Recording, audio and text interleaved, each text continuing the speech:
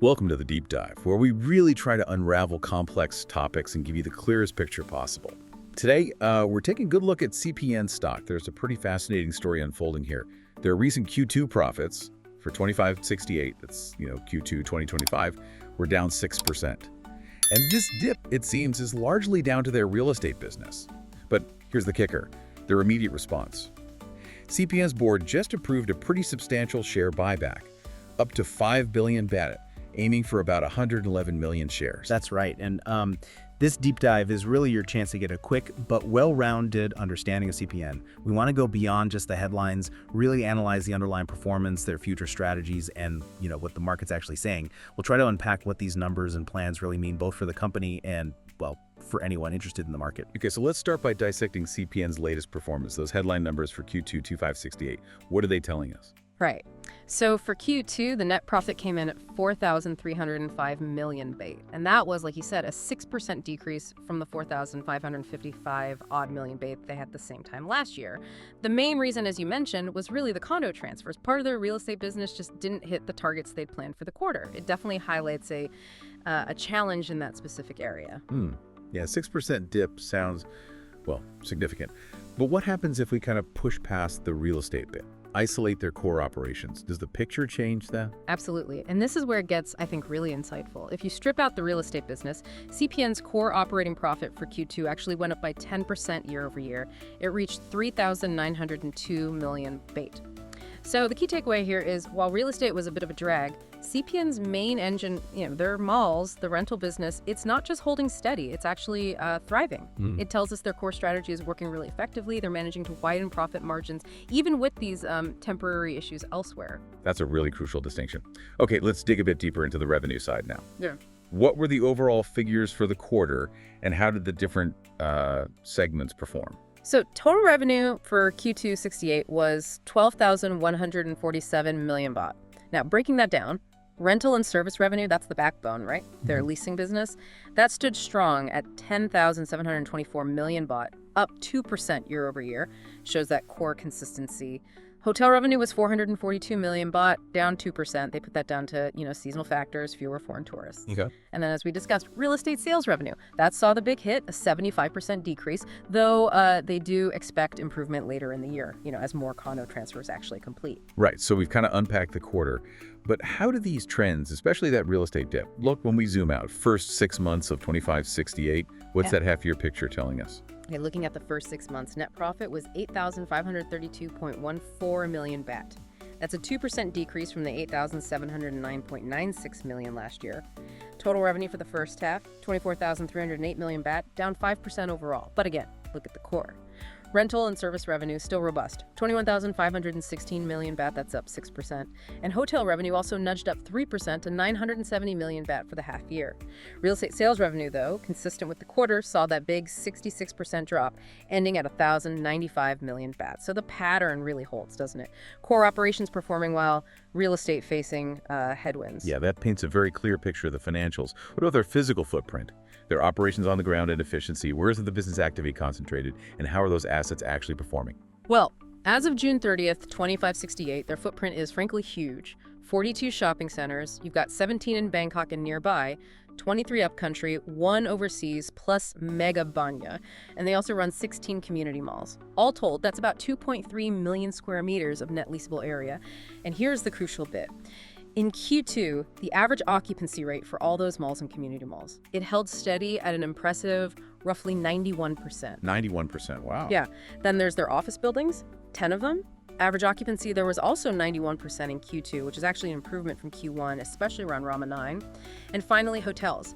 10 hotels. Average occupancy was 75% in Q2. Stable compared to Q1, 76%, but definitely better than the 70% last year, mostly driven by Santara and their Jigo hotels. So the key takeaway is just consistent high occupancy across their core assets. Really solid. Okay, it definitely sounds like the core operations have this underlying strength, even with the real estate drag we talked about. So pulling all this operational stuff together, how does CPN's key financial health indicators stack up? Are they still looking robust despite these fluctuations? Absolutely. Based on the latest data we have, CPN shows really extraordinary financial discipline and stability. Take the PE ratio.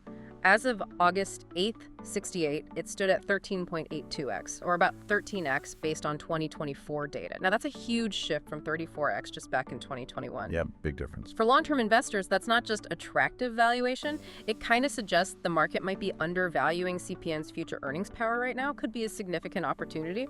Their price-to-book value PBV was 2.22 as of that same date. Looking at 2024 figures, return on assets ROA was 8%, return on equity ROE a really strong 17%. And get this, their net profit margin for 2024 was an impressive 31%. I mean, that's 31 bat profit for every 100 bat of revenue. 31%, that's very efficient. Exactly. What these numbers really show is CPN's fundamental strength. They're not just growing, they're turning revenue into substantial profit with remarkable efficiency, even when, specific segments are facing challenges. Okay, that gives us a really solid grasp of where they stand financially. Now let's shift gears. Explore the strategic move CPN is making. How are they tackling these challenges, driving future growth? Let's start with that big share buyback you mentioned. What's the thinking there? Right, the share buyback. Approved August 8th at 68. It's quite strategic. They plan to buy back up to 111 million shares. That's about 2.47% of the total, with a max budget of 5 billion baht. It's happening on the Stock Exchange of Thailand between August 18th this year and February 17th next year, 25,669. Now, the reasons they've stated are pretty clear. It's about managing liquidity, sure, but also building confidence in their strong financial position, and importantly, enhancing future returns for shareholders, boosting both ROE and EPS. It's a clear signal to the market about their underlying strength and confidence. Makes sense. So beyond the buyback, what about broader operational plans, investment strategies for the future? Are they just doubling down on malls, or are they looking at other things too? They're definitely doubling down on their core strength, but with a twist. Focusing heavily on mixed-use projects. They've got this huge 5-year CapEx plan committing 120,000 million baht to investments. Massive number. Yeah. And they're leveraging that mall expertise to integrate residential, office, hotel components into these developments. Think Krabi, for Honyu Thin, those are key projects. And then there's the big one, right? Dusit Central Park. Retail and office parts set to open in 2026. Everyone sees it as a major growth driver, but it's also an interesting challenge. That area is already packed with malls, Siam, One Bangkok. Right, intense competition. Exactly. But CPN's track record in attracting those key anchor tenants, that's a really strong advantage for them. They're also talking about more internet complex developments, suggesting maybe 2 or 3 more key investments like that down the line. Okay, interesting mix. So given these plans, what are the major factors, positive and negative, that could impact CPN's growth going forward? What are the headwinds and tailwinds our listeners should be watching? Okay, positives first. The resilience of that retail business is just huge. Analysts literally call CPN's malls an oligopoly in Thailand. Even when the economy slows, their occupancy stays above 90%. Because, as one analyst nicely put it, people still go to malls in hot weather. It's almost weatherproof, financially speaking. Yeah, makes sense in Thailand. Right. And there's that saying, people who rent are suffering, not the people who collect rent. It highlights the stability of their core model. Plus, their integrated strategy building stuff near their malls boosts sales and property values. They're also good at cost management, got that AAA set ESG rating, showing they're focused on sustainability. Then you have potential broader tailwinds, economic recovery, maybe more government spending, tourism bouncing back, stimulus measures, all could help. Oh, and potentially lower electricity costs in the future could cut expenses. And maybe selling their Grab investment in the next year could be a positive boost too. Okay, lots of potential upsides. What about the other side of the coin? The negative factors, the risks. Well, the big one is that property development segment we keep coming back to. Economic slowdown hits that hard, affects margins, leads to delayed condo transfers. That's a clear headwind. Also, higher selling, general and admin expenses, SG&A, especially around holidays and festive seasons. That can bite. Competition in the mall space is definitely heating up. CPN is strong, sure, but new malls opening could pressure rental rates or force them into costly renovations. Right, they can't stand still. Exactly. And while they're still growing, some analysts think the growth rate might slow down compared to past years. They've got over 40 malls now. Saturation in big provinces could be a factor. That might lead to a re-rating of the stock, a change in how the market values it. Broader economic worries are always there too. Reduced spending power, utility costs may be going up again, interest rate swings, those are external risks. And finally, their overseas efforts. Expanding malls abroad is just tougher, more seasonal impact than Thailand's consistent heat. Makes those ventures a bit more challenging. That's a really balanced view of the opportunities and the risks. Now, let's zoom in on something particularly interesting. The analysts. What are the leading financial institutions actually saying about CPN's target price and investment outlook? Yeah, the analyst views are always worth looking at. As of March 20th, 2565, the range was pretty positive overall. You had Maybank Securities with a BUY rating target 79 bet. KGI Securities said outperform at 72 bet. Pi Securities was a BUY at 87 bet. 87, quite bullish share. Yeah. Asia Plus Securities outperform at 80. FSSIA, BUY at 83. Billabong Securities was a bit more cautious, a hold rating. They noted does hit Central Park's potential, but also flagged the real estate weakness. And it's worth mentioning, Mr. Thirat Karnapal from Dell Securities had a target of 62 bat. So you see a general theme of optimism, maybe some slight variations in how much upside they see, but mostly positive. Okay, that range is helpful. But it does raise a question. With those targets, how stable are the dividend payments? What kind of yield can investors realistically expect from CPN? Is it reliable? Yeah, that's a key point for many investors. And the answer is CPN's dividend is seen as pretty stable and consistent. Projections are usually around 2 to 2.5 baht per share annually. And that translates into a dividend yield of roughly 4% to 5%. We saw 4.35% based on 2024 data. Bullong mentioned 4.6%. DL said 4 to 5%. The analyst consensus really is stable and consistent. And the reason why is that reliable income from the core mall rental business. It's not like some volatile sectors where dividends can swing wildly. CPN's strong, predictable earnings, they allow the company to sustain those payments pretty reliably. That's a major draw. Okay, stable dividends, that's good to know. If we connect this back to valuation, how do analysts even approach valuing a company like CPN? It's got malls, hotels, real estate. Yeah. Seems complicated, not just one simple business. Right, it is complex, and that's why many analysts use what's called a sum of the parts valuation method. It's pretty crucial for a company like CTN.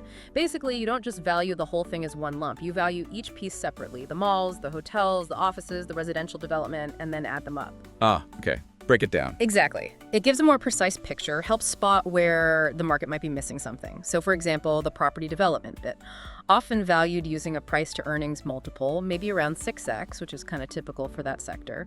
But the mall business with its really steady cash flows, that gets valued separately, often using a discounted cash flow model, a DCF. DCFs, right. Yeah, that involves things like the weighted average cost of capital, the WACC, basically the minimum return needed to keep investors happy.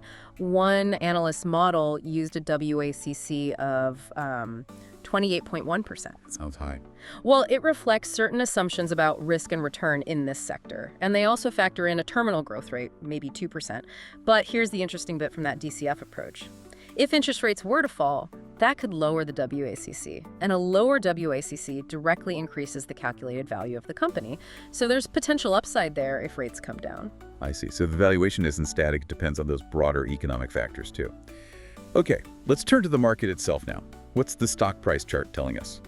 As of August 8th, 2025, what was the signal? Okay, August 8th, 2025, CPN closed at 51.75 baht. It's actually down slightly on the day by 0.75 baht, or about 1.43%. Trading value was around 430 million baht. So, some downward pressure that specific day, but not a huge move in itself. Right, but what's really fascinating is putting that price in context. Where does 51.75 sit historically? What does that imply? That's the key question, really. The current price, hovering around 51 baht, that's considered its lowest point in the past year. Remember, the stock peaked up at 68 baht. That was when the asset index was around 1,500 points, especially right after the new prime minister came in. Yeah, I remember that period. Right.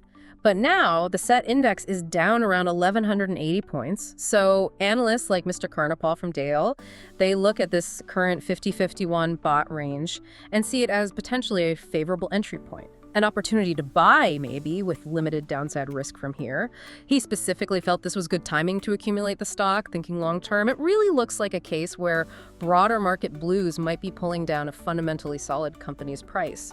Okay, so the message seems to be, this isn't about quick flips or chasing momentum, is it? It sounds like it appeals to a very specific kind of investor. Precisely. Yeah, this stock is definitely not for your sort of aggressive trader looking for fast, volatile gains. Not at all. It's really more suited for long-term investors. People thinking, say, 2 years out, maybe more. They'd be looking for potential capital appreciation, maybe 20-30%, plus that steady 4 or 5% dividend yield we talked about. Right, combined return. Yeah. aiming for a total return somewhere in the 30–40% range over that 2-year kind of time frame. The strategy here is basically leveraging what might seem like undesirable market conditions right now to buy into a fundamentally strong, stable company at what looks like a lower, more attractive valuation. Patient investors could benefit from both the income and that potential growth down the line. Okay, well, we've certainly taken a deep dive into CPN today. We've just looked at recent performance, their future plans, what the analysts are thinking. It's definitely clear there's more to this story than just the initial headline numbers. Absolutely. And if you step back and look at the bigger picture, CPN is just a fascinating case study, isn't it? Resilience, adaptation within retail and property, their ability to keep those occupancy rates high, keep that rental income stable, even with economic headwinds, plus the strategic investments, the buybacks. It really highlights a robust foundation and very disciplined management, I think. So maybe the question for you, our listener, to mull over after this deep dive is this. In a world just flooded with information, how crucial is it to really distinguish between that temporary market mood, the sentiment, and the actual underlying long-term strength of a business? Maybe think about how CPN's story kind of exemplifies potentially buying quality when others might be overlooking it because of all the short-term noise. Well, thank you for joining us on the deep dive. We really hope this conversation has given you some valuable insights.